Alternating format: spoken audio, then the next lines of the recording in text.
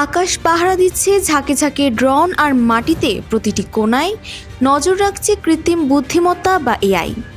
এক মহানিষেধাজ্ঞার চাদরে ঢেকে ফেলা হয়েছে পবিত্র মক্কা নগরীকে। কি এমন ঘটতে পারে যার জন্য এবার 50,000 স্বাস্থ্যকর্মী আর ড্রোনের কড়া নজরদারিতে রাখা হয়েছে মক্কার মাটি? প্রকৃতির চরম রুদ্ররূপ আর ভূরাজনীতির তীব্র স্নায়ুযুদ্ধের মাঝে কেমন হতে যাচ্ছে এবারের হজযাত্রা?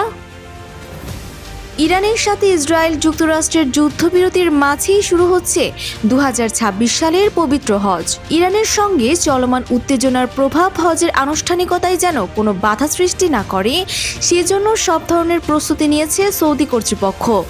ইতিমধ্যেই মক্কায় জড়ো হয়েছে 12 লাখেরও বেশি মুসল্লি। তবে এবারের হজের সবচেয়ে বড় পরীক্ষা মধ্যপ্রাচ্যের অস্থির রাজনীতি এবং প্রকৃতির তীব্র দাবদাহ। সৌদি আবহাওয়া দপ্তর সতর্ক করেছে এবার মক্কার তাপমাত্রা ছাড়িয়ে যেতে পারে 40 ডিগ্রি সেলসিয়াস। গতবারের তীব্র গরমে 1300-রও বেশি মানুষের মৃত্যু হয়েছিল। তাই এবার কোনো ঝুঁকি নিতে চাইছে না সৌদি প্রশাসন। পরিস্থিতি নিয়ন্ত্রণে নামানো হয়েছে ড্রোন এবং কৃত্রিম বুদ্ধিমত্তা বা এআই প্রযুক্তি। সবচেয়ে বড় চমক থাকছে মক্কার সড়ক শীতলীকরণ প্রকল্পে।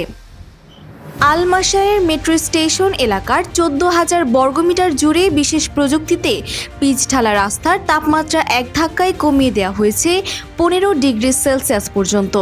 সাথে থাকছে 50,000 স্বাস্থ্যকর্মী, 3,000 অ্যাম্বুলেন্স এবং রাস্তার মোড়ে মোড়ে 2400 স্বয়ংক্রিয় আধুনিক ওয়াটার পয়েন্ট। এদিকে রাজনৈতিক অস্থিরতা এড়াতে সৌদির কঠোর হুঁশিয়ারি, হজের ময়দানে কোনো ধরনের রাজনৈতিক বা সাম্প্রদায়িক পতাকা কিংবা স্লোগান দেয়া সম্পূর্ণ নিষিদ্ধ।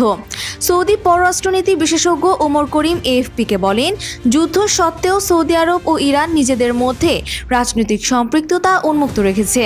এবছর এপ্রিলের শেষ থেকে ইরানি হজযাত্রীরাও সৌদি আরবে আসতে শুরু করেছেন।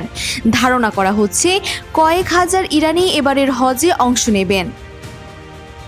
তীব্র গরম আর যুদ্ধের শঙ্কা কোনো কিছুই দমাতে পারেনি বিশ্বাসীদের ঢল। সব বাধা পেরিয়ে মক্কা এখন মুখরিত শান্তির প্রার্থনায়। Desk report, Bangladesh bulletin.